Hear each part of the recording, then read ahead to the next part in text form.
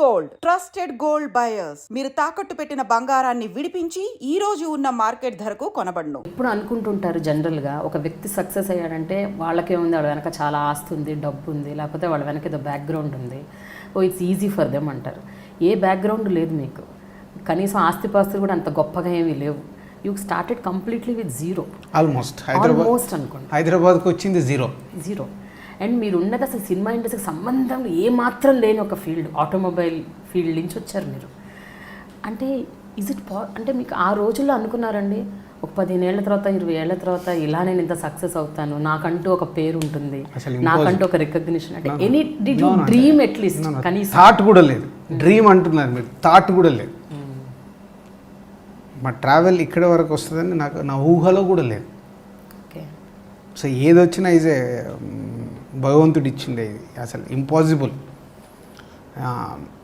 ఎవరికో కోటిలో ఒక మనిషి కానీ ఇలాంటి అవకాశం వస్తుందో లేదో నాకు తెలియదు, కానీ నాకు మట్టుకు అవకాశం వచ్చింది. ఒక 02 correct 1997 December 25th my successful film పెళ్లి పందిరి రిలీజ్ అయింది. సో ఈ December 25th 20 years. 20 సంవత్సరాలు ఒక 0 నుంచి ఈ స్థానంకి రావడం అనేది గ్రేట్ అచీవ్మెంట్.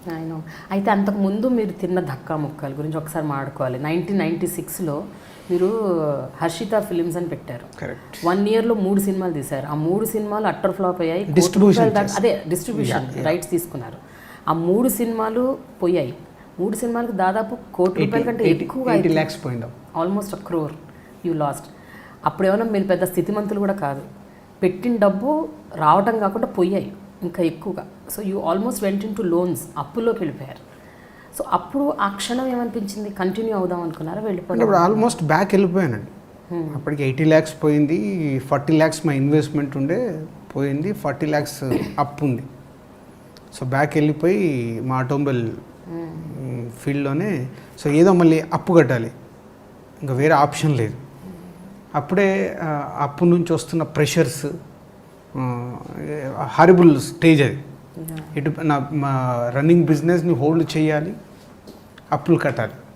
ఆ రెండిట్ల మధ్యలో ఆ స్ట్రగుల్ ఒక 1 year అయితే ఇట్స్ హారిబుల్.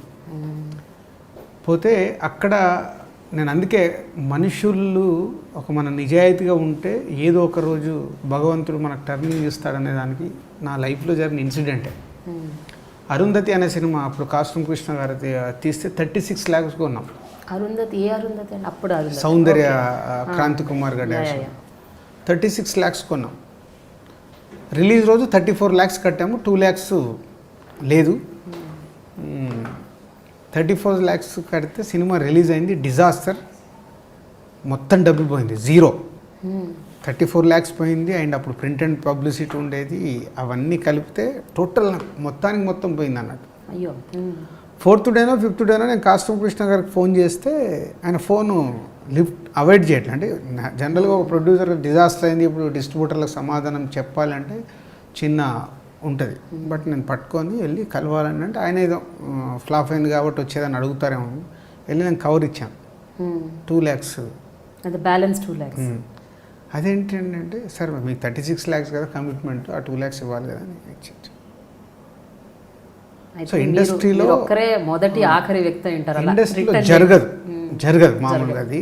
సో మాకు తెలియదు కాబట్టి అది మన కమిట్మెంట్ కదా, మన ఫేట్, మనం సినిమా కొనుక్కున్నాం. అది నాకు ఎలా ఉపయోగపడిందంటే కాస్ట్యూమ్ కృష్ణ గారు నెక్స్ట్ అనురాగ సంగమాన్ని కన్నడ నుంచి రీమేక్ చేస్తూ జగపతి బాబు గారితో పెళ్లి పందిరి సినిమా మొదలు పెడుతున్నారు. సో నన్ను ఓపెనింగ్ పిలిచారు. ఎందుకంటే మేము ఎలాగో ఇంకా ఆల్మోస్ట్ డ్రాప్ అయిపోయాము, ఎందుకంటే లేదు మీరు రండి అంటే నేను చెన్నై వెళ్తే నాకు VHS ఇచ్చాడు అనురాగ సంగమాన్ని. సివి రెడ్డి గారు ఆఫీస్కి వెళ్ళి నేను సినిమా వేసుకొని చూస్తే నాకు బాగా నచ్చింది. ఓకే, బాగుంది, కానీ డబ్బు లేదు. ఏం చేయాలి?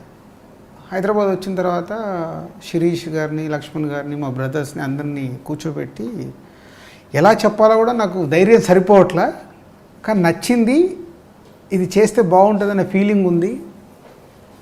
ఎక్స్ప్రెస్ చేయడానికి చేసినా మా పెద్దనే నో సినిమా ఫీల్డ్ వద్దన్నారు. నో అయిపోయింది, క్లోజ్ చేసేసుకుని ఉన్న బిజినెస్ చేసుకున్నాము అని రిజెక్ట్ కొట్టాడు.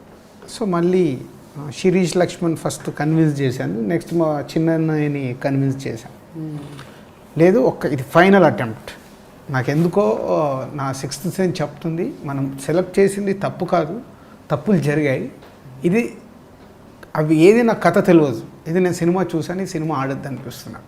ఓహో, అంటే అంతకు ముందు మీరు చేసిన 3 సినిమాల కథ తెలియదు, ఐడియా లేదు. యూ జస్ట్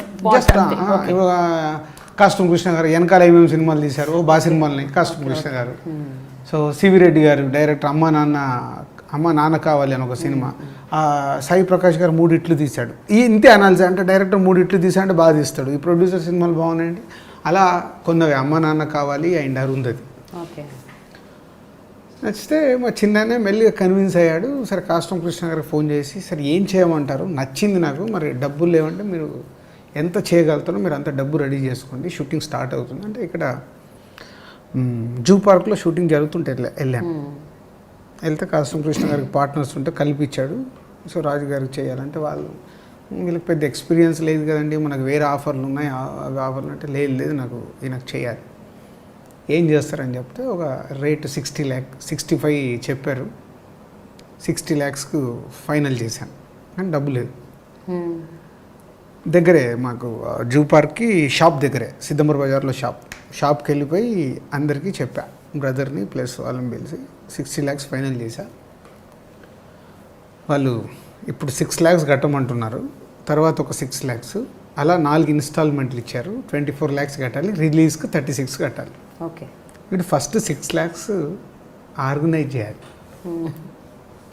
ఓకే, ఎవరి దగ్గర 1 రూపీ లేదు, మీ ఎవరి దగ్గర, అంటే నాకు షాప్ ఉంది, ఈజ్ రన్నింగ్. అది ఓకేలేండి. సో ఇప్పుడు షాప్లోకి వెళ్ళి తీయాలి, తీస్తే ఏం ఎఫెక్ట్ అవుతుందో తెలియదు. ఆ రోజు గుర్తు సాయంత్రం వరకు ఆయన కాస్ట్యూమ్ కృష్ణ గారు హైదరాబాద్ టు చెన్నై ఫ్లైట్లో వెళ్ళిపోబోతున్నారు.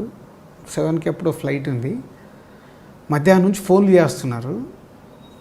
అంటే నేను కమిట్ అయ్యి నెక్స్ట్ డే డబ్బు రెడీ చేస్తున్నాము, అక్కడ 25,000, ఇక్కడ 25,000 అందరికీ చెప్తూ, అందరికి ఫోన్లు మాట్లాడుతూ ఈవినింగ్ 5 వరకు ఒక 3 lakhs రెడీ చేశా. షాప్లో ఉన్న అమౌంట్ అన్నీ ఒక 3 lakhs రెడీ చేసి శిరీష్ గారికి లక్ష్మణ్ గారికి ఇచ్చి పంపించా. ఎయిర్పోర్ట్కి వెళ్ళి ఇది ఇచ్చేసి రండి అని. సో వాళ్ళు అలా స్కూటర్ పైన వెళ్ళి బేగంపేట ఎయిర్పోర్ట్లో 3 lakhs ఇచ్చారు. వెళ్తుంటే వాళ్ళ స్కూటర్లో పెట్రోల్ అయిపోయిందంట. వాళ్ళకు మళ్ళీ సెంటిమెంట్, అదేంటి వెళ్తుంటే పెట్రోల్ అయిపోయింది, ఇదేదో సింబాలిక్ బాగాలేదు అని నాకు చెప్తే, ఏం లేదు వెళ్ళిపోయి ఇచ్చేసానంటే వాళ్ళు వెళ్ళిపోయి 3,03,000 ఇవ్వమన్నాను. ఎందుకో వెళ్ళిపోయి కాస్ట్యూమ్ కృష్ణ గారికి 3 lakhs ఇచ్చి వచ్చారు. మళ్ళీ ఇంకొక 1 weekలో ఇంకొక 3 lakhs చేసి 6 lakhs ఫస్ట్ ఇన్స్టాల్మెంట్ అచీవ్ చేశాం. ఓకే,